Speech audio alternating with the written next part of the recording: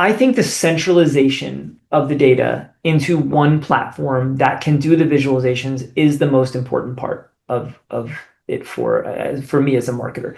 Reason being is when you have a platform that is getting your Google Ads data, your Google Analytics data, and then also is getting your CRM data, if you have some kind of customer management tool that's beyond the CRM, you're importing that. You're bringing in, if you have any, relationship management, if you have anything, bring it all into one place, standardizing tables across so they can talk to each other. You can actually work with the platform to say, hey, this field means that field, and in these they're labeled two different things, but they're actually the same. Once you can match that stuff up, you are so much closer to getting the answers that you want. And some of the best tools out there are actually getting to the point where you can ask your data questions. You are listening to Power Marketing with Kevin Lee.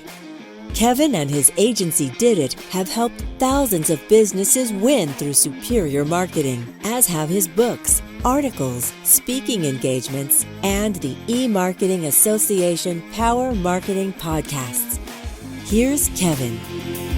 I'm Kevin Lee with the eMarketing Association. Most of my week is spent running Did It, a digital-first marketing agency that does traditional work as well after making 11 acquisitions. Also run a nonprofit and a brand as well, plus dabbling in some other areas. So I was super excited to get on with Keith Jensen, who's the Chief Comms Officer at Engine. And for those of you who don't know what Engine is, the reason I was excited is they've done some pretty innovative stuff in partnering with other people's audiences and other people's customers to provide them the benefit of travel bookings, particularly B2B or business travel bookings. So let's just spend a minute there and have you talk, Keith, about the unique elements of that business model and how they may apply to other people's businesses. Yeah, absolutely. So to start with just like a level set of like what Engine is and what it does, it's travel tech, right? So you think about like for business typically, but we can do it for personal as well. I'll explain like kind of the breakout of two and like how what you were saying, like the partnership model kind of works here. But think of Engine like, like one of those platforms you would use, an Expedia, Priceline, something like that, right? You go and you book your flights, cars, hotels. Think of it like that, but it's built for business. It's totally free, just like other platforms are. Helps you save on hotels, right? So you're going to save about an average of 26% on hotels, but up to 60% on hotels because of direct rates that they're giving us, because we've got over 1 million business travelers using our platform. So they're bidding on the business and trying to win it. Business travel is really exciting for hotels. They're slammed on the weekends, but sometimes during the week, they could use a little boost. So business travelers are traveling during the week and they love that.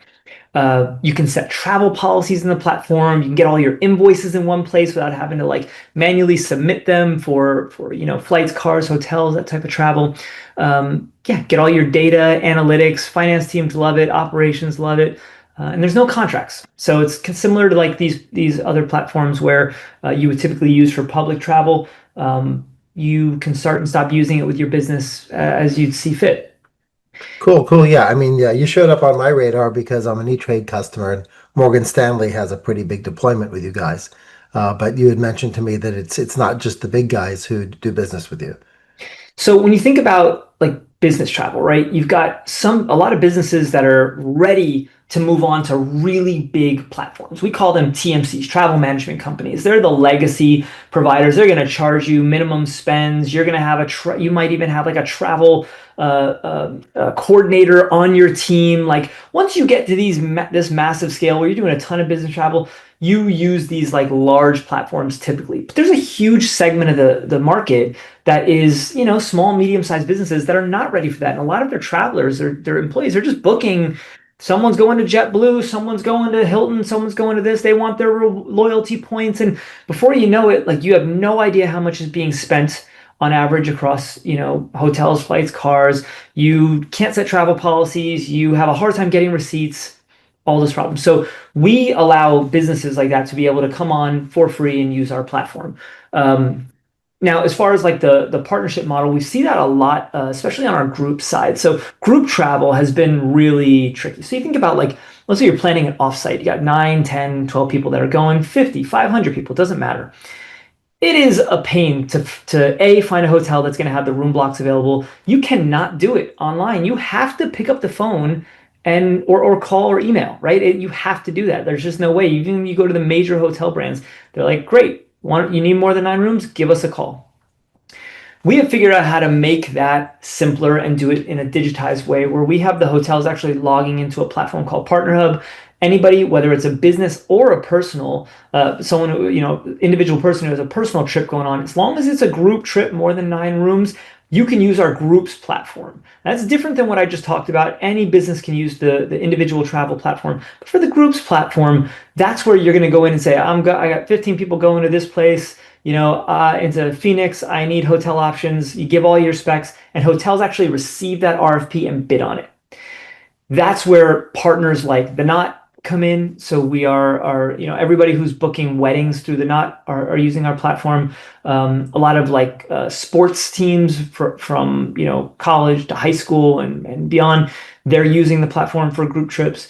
So yeah, you think like wedding planners, you could think like there's just so many endless possibilities of both businesses and partnerships where they need large group bookings to be Yeah, simpler.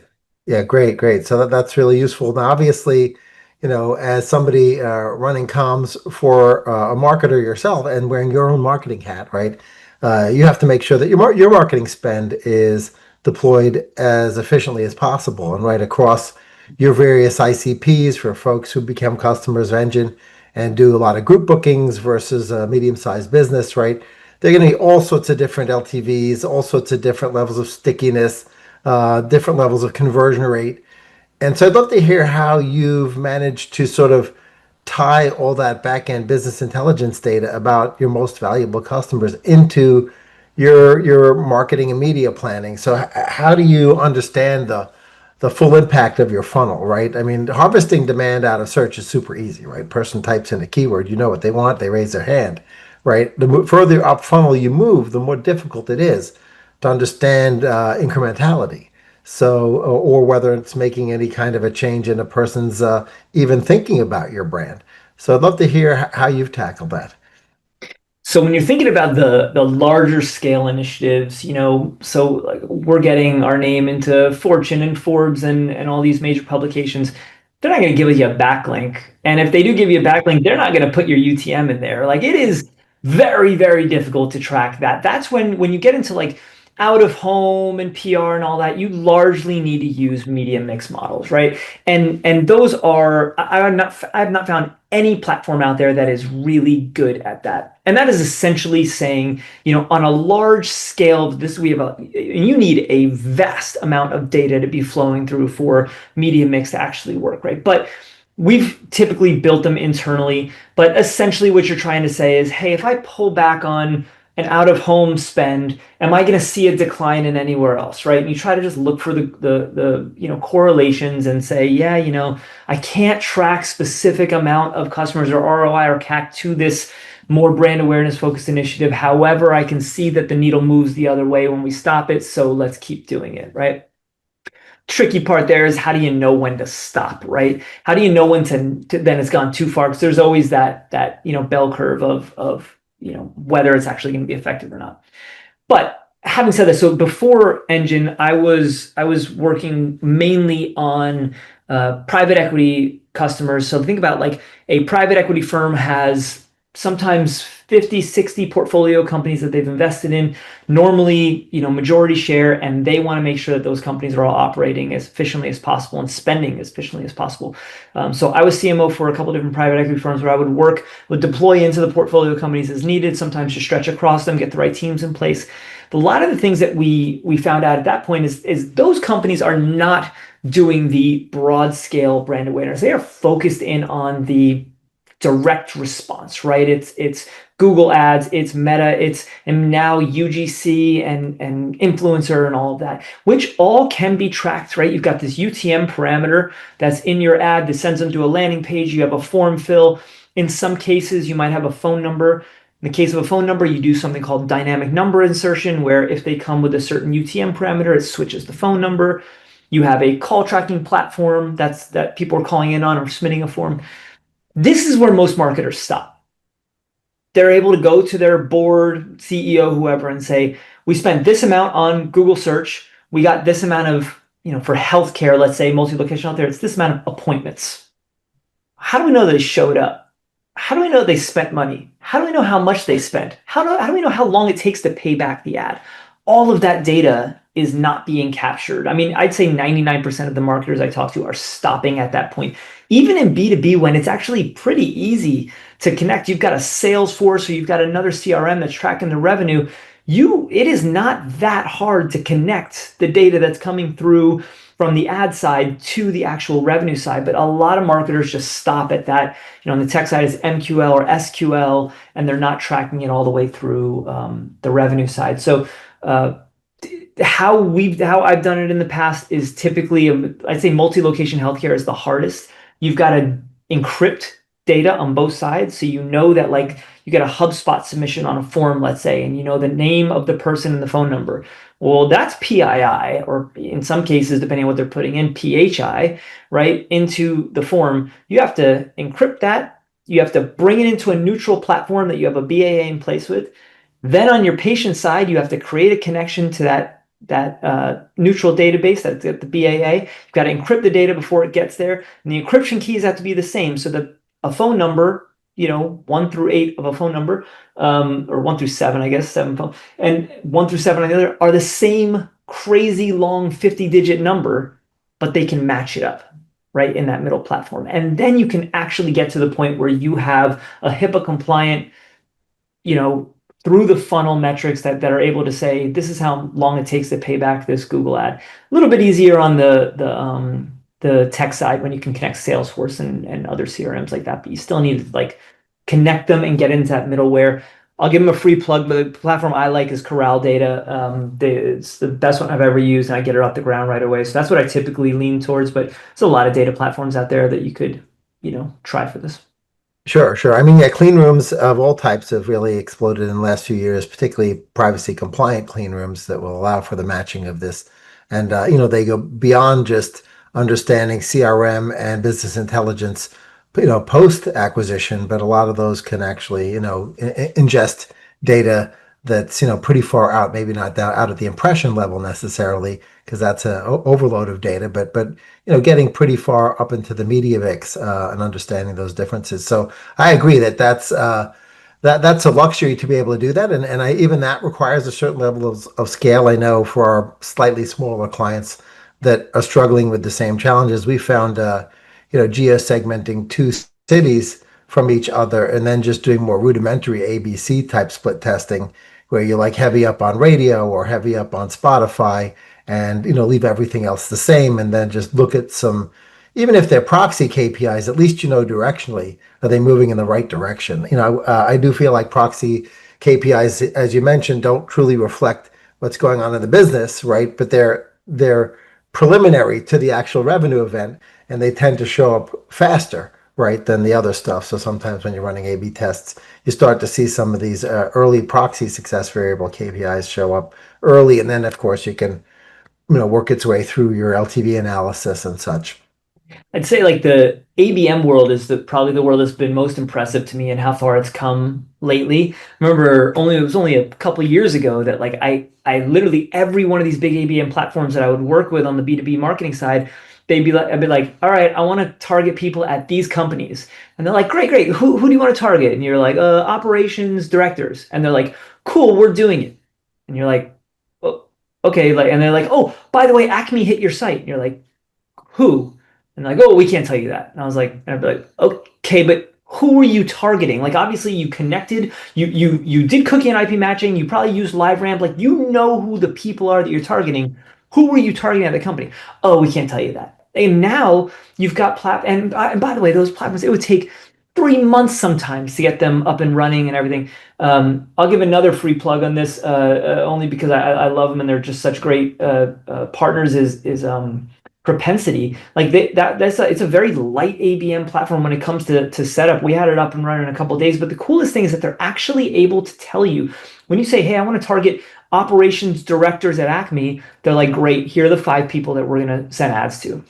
And that way, when you find out that Acme hit your site, they're still not going to tell you that Sarah Smith from Acme hit the site, because that they can't do. But you now can send to your sales team and be like, hey, sales team, here are the 5 people from Acme we were targeting with ads. We got at least one of them to the site. Well, that's a much more manageable request to sales than being like, Acme's got a 10,000 employees. Someone hit our site, go get them. Right? Like, what does that do? So, I think that that's the tricky thing, is like when you're a marketer, especially in B2B, and you're running ABM, you'll get a lot of hits to the site. The conversion to actual form fill may take a while. And if you can't target them until you know who they are, it's really tricky, right? So you just end up spending all this money in ABM without being able to get the sales team involved. But when you actually know who the people are that you're targeting, you can bring the sales team into the mix a lot earlier. Yeah, for sure. I mean, certainly the level of accuracy and the level of precision for any form of de-anonymization or targeting is, moving towards that nirvana, right, of one-to-one marketing.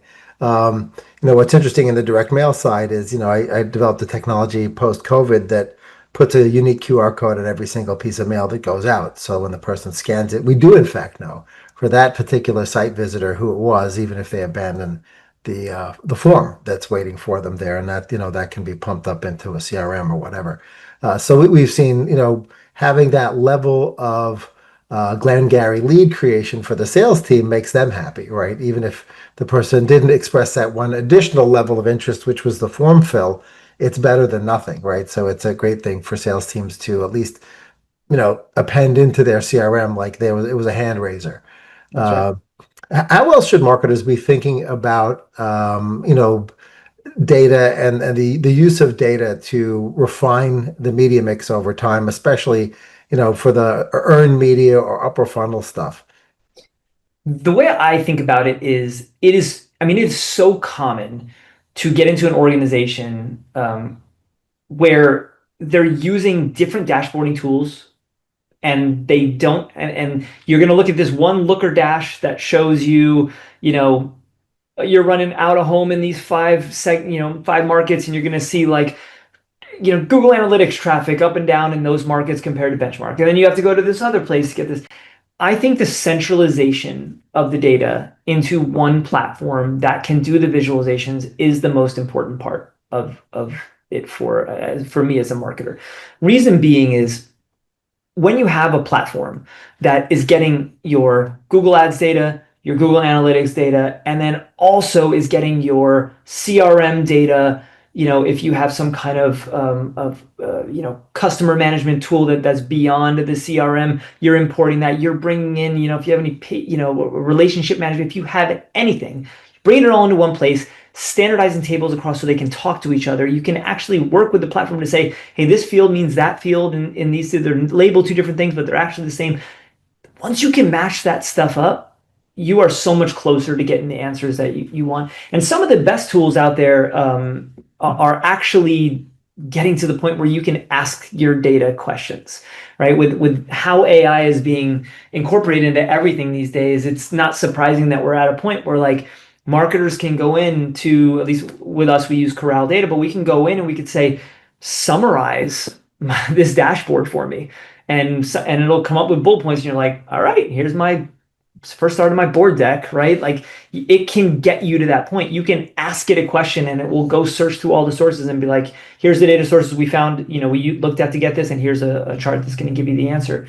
So we're getting to a really interesting point where marketers are going to have a lot more control, but I think it's going to, I don't want to sound negative, but I think it's going to expose marketers who aren't really forward thinking with this, because when you have more access to this stuff, but you don't know what to do with it, you can't really utilize it the right way. So I think you really have to, I think every marketer should be leaning in to data and reporting, centralizing it, because that's really where I think the answers are. Yeah. And you just, the hardest thing is going to be when you have when you have Looker doing one thing, you've got, connections through this one platform, you got Tableau doing something else. Like, you just got to bring it into one place. And so obviously, absolutely, great points. And obviously, everyone wants that single source of truth. And of course, the difficult word in that phrase is truth. because when you start commingling data from various sources together, in particular, some of the sources that are within a particular platform, like Meta's reporting about itself, or Google's reporting about itself, or an affiliate management platform reporting about itself, where they've sort of all set their own cookies, and perhaps all those same cookies are firing, or pixels are firing on the thank you pages, you'll find that multiple people are taking credit for things at the bottom of the funnel. Yeah. And with, where figuring out what the truth is becomes increasingly difficult because they may be using different cookie length windows, right? Some are using a 24-hour cookie, a 1 week cookie, a 1 month cookie. And so you end up with this mashup of data. And as the marketer to find that single source of truth, they have to reconcile data that is using completely different formats of what happened first versus what happened in the end. So how have you managed to sort of reconcile those data sources where you're sort of concerned that bad data in means bad decisions out? Yeah, very rarely are you going to get to a point where, like, when you think about the different shapes of the curve, right, in terms of like where can you attribute that lead to? I think you're going to get, like you said, you're going to get different answers, and it's always going to be a little messy. The thing that, like, to me makes me not care about that all that much is when I can say, okay, whether it came in through this, that, or the other. Now, I always know if it comes in through, you're going to spend a lot of time, people are spending the majority of their money on Google Ads, right? Still, it'll probably go away soon, but still they are.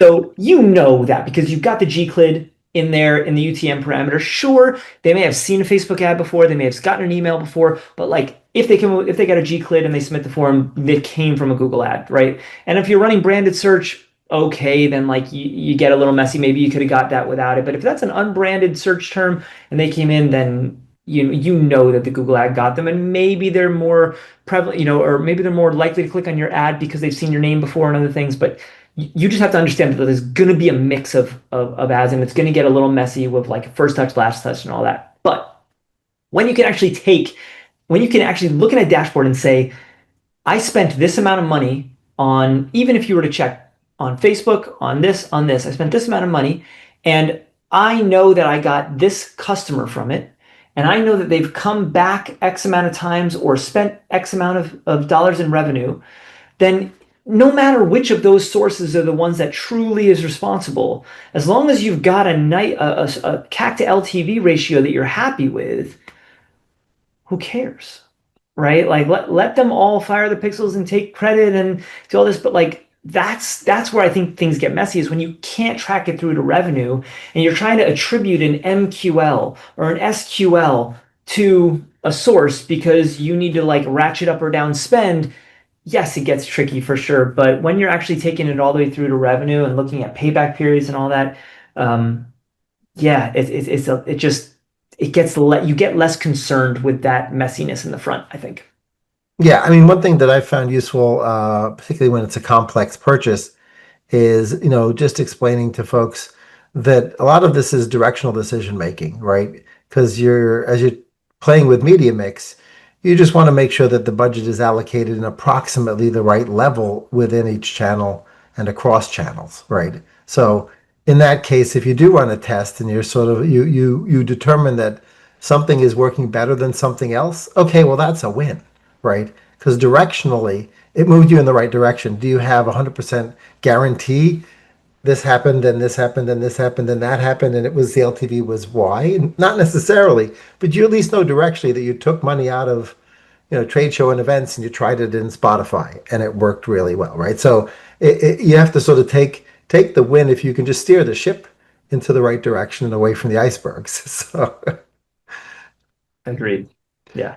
great. So any parting thoughts for marketers out there who might not have the larger data sets that become useful for some of these platforms that you mentioned, but still want to figure out how to allocate their budget effectively? Well, I think that is just one fallacy. I'd say be careful of assuming that like you're too small to need this, only because like again, Engine is a massive company. We're growing insanely fast. I mean, I joined it, I don't know, 450 employees, and we're about to cross 1,000 employees. We just got we did Series C last year of 2.1 billion valuation. It's a different world than most companies are in, right? And they might go, oh, he's talking about something but I was in the private equity world where we were acquiring companies in some cases that were 5, 10 million in revenue, right? And we were growing them up to 30, 40, 50 in a handful of years. Those are the times I think when you need these dashboards more. Again, I'm not trying to sound like an advertisement for it, but like a platform like Corral Data, where you go in and you connect your sources. You just whether you're doing, let's say you're just doing Meta and Facebook, you connect your sources. You're paying a per month fee for the feed. The dashboards are there in front of you. You connect your CRM, and now you've got the data. Now you're actually able to lever up and down as needed. So before you get to a point where you're doing connected TV and things that are not trackable, you are almost always going to start with the things that are trackable, right? And I think so. Like that's to me the core of it. Is like it's very rare that marketers get into a small company that has a limited resources when it comes to budget and go, let's spend on billboards, right? It's typically not the way to do it, right? Or even connected TV these days, like you're just not doing it. You're typically spending on the things that you can get a direct attribution on. And so that's the time to say, hey, if we've got a really good CAC to LTV, ratio here, and our payback period is not that long, keep those on. Those are always on. Now let's invest in taking this list of people that have come to our website and throwing it into connected TV and retargeting them there, right? Making us feel like a bigger company than we are because we're only showing ads to the people that have showed up based on their IP address, right? That's where now you can get a little bit into those murky waters of hey, I'm going to add 10, 15, $20,000 a month, but I'm okay with that because I know I'm still getting paid back. Even if that does nothing for me, I know I'm still getting paid back on all that money because my Google ads, my Meta ads are driving what I need. So I think that's the key, is like if you can get to figure out like the right ratio for the direct response channels, then it's much easier to go to board, CEO, whoever, and say, we're making our money back in 6 months here. What are we talking about? Let's throw some more gas on the fire and try these other channels that may not be quite as trackable. For sure. Yeah. I mean, build that foundation off of the direct response where you can demonstrably prove it easily and then work your way up funnel from there. I think that's great advice. Thanks so much, Keith, for joining me and sharing your wisdom. Thanks, Kevin. Appreciate it. Kevin Lee's Power Marketing is available on all your favorite podcast networks. Kevin loves helping businesses excel at marketing. Having marketing challenges? Just like Santa in the Miracle on 34th Street, if Kevin can't help you, he'll know someone who can. Find him on LinkedIn, subscribe, or follow.